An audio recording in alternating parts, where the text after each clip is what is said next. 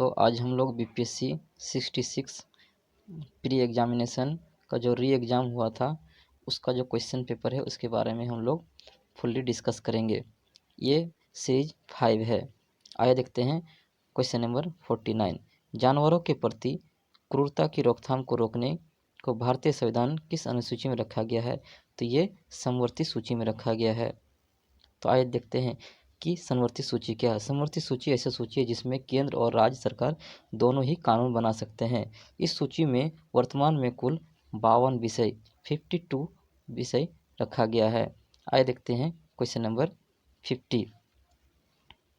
संविधान सभा की प्रथम बैठक कब हुई थी? संविधान सभा की प्रथम बैठक 9 दिसंबर 1946 ईस्वी को हुई थी। संविधान सभा की पहली बैठक 9 दिसंबर 1946 को किया गया था, जिसके अस्थायी अध्यक्ष डॉक्टर सच्चिदानंद सिन्हा को बनाया गया, परंतु 11 दिसंबर 1946 को इसके पहले अस्थायी अध्यक्ष के रूप में डॉक्टर राजेंद्र प्रसाद को बनाया गया, जो आगे चलकर भारत के प्रथम राष्ट्रपति निर्वाचित हुए। भारत के राष्ट्रपति के चुनाव मंडल में कौन कौन से सम्मिलित होते हैं? तो आइए देखते हैं कौन कौन से सम्मिलित होते हैं। इसमें जो सम्मिलित होते हैं संसद के दोनों सदनों के सभी निर्वाचित सदस्य, इन राज्य विधानसभाओं के सभी निर्वाचित सदस्य। इसमें दोस्तों जो एंग्लो इंडियन है उसको सम्मिलित नहीं किया जाता है, और जो 12 जो राष्ट्रपति के द्वारा जो मनोनीत किए जाते हैं उसको भी, जो राज्यसभा में जो 12 मनोनीत किए जाते हैं और एंग्लो इंडिया में किए जाते हैं, उसको सम्मिलित नहीं किया जाते हैं। जो निर्वाचित हुए उस वही भारत के राष्ट्रपति के चुनाव में सम्मिलित हो सकते हैं। भारत के राष्ट्रपति का कार्यकाल पद ग्रहण की तिथि से कितना साल का होता है? तो ये 5 साल का होता है। आइए देखते हैं क्वेश्चन नंबर 52। भारतीय संविधान के अनुच्छेद 110 के अनुसार धन विधेयक मनी बिल की परिभाषित में क्या सम्मिलित है? तो इसमें क्या सम्मिलित है? तो इसका जो ऑप्शन जो आंसर होगा ऑप्शन ई होगा। तो आइए देखते हैं क्या है। भारतीय संविधान के अनुच्छेद 110 में धन विधेयक की परिभाषा दी गई। धन विधेयक को केवल जो है वो लोकसभा में ही पेश किया जा सकता है। धन विधेयक को केवल लोकसभा में ही पेश किया जा सकता है। धन विधेयक को पारित करने के बातें सम्मिलित है। किसी कर का अधिरोपण, परिहार, परिवर्तन अथवा विनियम करना हो, केंद्र सरकार द्वारा उधार लिए गए धन के विनियम से संबंधित हो, भारत सरकार की संचित निधि से खर्च का विवरण रखता हो। ये क्या है? 110 के 10 में जो वर्णित है इसका अनुसार धन विधेयक की परिभाषा में ये चीज़ शामिल है। आइए हम लोग देखते हैं क्वेश्चन नंबर 53।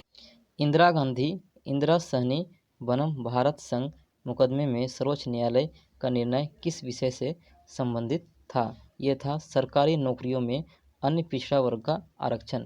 तो आइए इसके बारे में देखते हैं।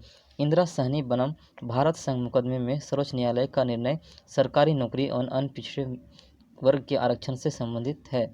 इंदिरा सहनी बनाम भारत संघ में न्यायालय ने यह कहा है कि आरक्षण जो है वो केवल प्रारंभिक नियुक्ति में हो, ना कि पदोन्नति में। कहने का मतलब यह है कि जब नौकरी होती है उसमें आरक्षण हो, ना कि प्रमोशन हो।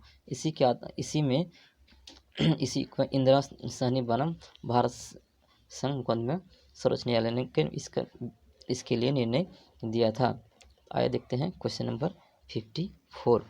भारत में किसी दल को राष्ट्रीय दल बनाने हेतु पूर्व चुनाव में कम से कम कितना प्रतिशत वोट प्राप्त होना चाहिए? तो इसमें ऑप्शन नंबर यू हो जाएगा। तो इसके बारे में देखते हैं क्या है कि किसी भी राजनीतिक दल को राष्ट्रीय पार्टी घोषित करने का अधिकार चुनाव आयोग का है। वर्तमान 2021 तक जो है भारत में 7 राजनीतिक पार्टियों को राष्ट्रीय दल का दर्जा प्राप्त है। राष्ट्रीय दल बनने के लिए कुछ नियम शर्तें हैं। कोई पार्टी 4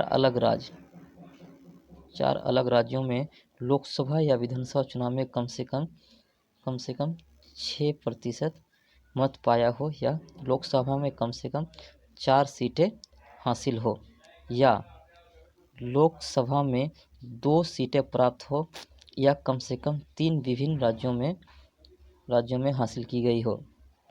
इसके अलावा किसी एक राज्य अथवा राज्यों में विधानसभा की कम से कम 4 सीटें जीती गई हो। जो इसमें नहीं लिखा गया है इसका मतलब ये ऑप्शन नंबर ई है। आइए देखते हैं क्वेश्चन नंबर 55। कटौती प्रस्ताव का उद्देश्य क्या होता है? कटौती प्रस्ताव का उद्देश्य होता है बजट प्रस्ताव के खर्च में कमी का प्रस्ताव प्रस्तुत करना। यदि सरकार की ढांचागत नीतियों से संतुष्ट नहीं है और बजट में मंत्रालय को दिए जा रहे अनुदान से किसी प्रकार का असंतुष्ट है तो यह प्रस्ताव सदन में पेश करते हैं। यह प्रस्ताव विपक्ष पार्टी की ओर से सदन में पेश किया जाता है। ये एक ऐसा प्रस्ताव है जिसमें विपक्ष पार्टी जो होता है, अपोजिशन लीडर होता है, वो इस प्रस्ताव को सदन के सामने रखते हैं। आइए देखते हैं क्वेश्चन नंबर 56 में क्या है। इसमें सूची को मिलाना है। तो क्या है, ग्राम पंचायत का जो गठन होता है वो होता है, जैसा कि आप जानते हैं, ये अनुच्छेद 40 के अंदर होता है। अनुच्छेद 40 यानी ये 1 से अधिक होगा। ग्राम पंचायत का गठन जो होगा 140 होगा। समान आचार संहिता समान आचार यूनिफॉर्म सिविल कोड जो होगा वो होगा आर्टिकल 44 में होगा। कृषि एवं पशुपालन अनुच्छेद जो होगा वो आर्टिकल 48 में होगा। न्यायपालिका और कार्यपालिका पृथक्करण आर्टिकल 50 में होगा। अंतर्राष्ट्रीय शांति एवं सुरक्षा, अंतर्राष्ट्रीय शांति का जो विकास होगा वो किस में होगा? वो होगा आर्टिकल 51। तो आप इसको याद रखेंगे। निम्नलिखित में से किस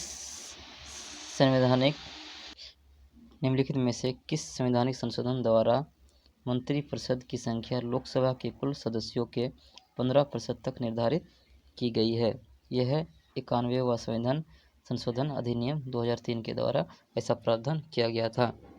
मंत्रिपरिषद के आकार को सम्मिलित करने के लिए दल बदलुओं को सार्वजनिक पद प्राप्त करने के से रोकने तथा दल बदल कानून को और मजबूत करने के उद्देश्य से 2003 में इस कानून को लाया गया। इसके अनुसार मंत्रिपरिषद में प्रधानमंत्री सहित मंत्रियों की कुल संख्या लोकसभा की कुल क्षमता का 15% से अधिक नहीं होनी चाहिए। 15% से अधिक नहीं होनी चाहिए। आइए हम लोग देखते हैं क्वेश्चन नंबर 58। पंचायती राज समितियां हैं और इसके जो है वर्ष दिए गए हैं। तो इसका जो आंसर होगा उसको हम लोग देखते हैं क्या क्या होगा। CH हनुमंत राव जो आए थे 1984 में आए थे। GV के राव ये कब हुआ था? तो ये हुआ था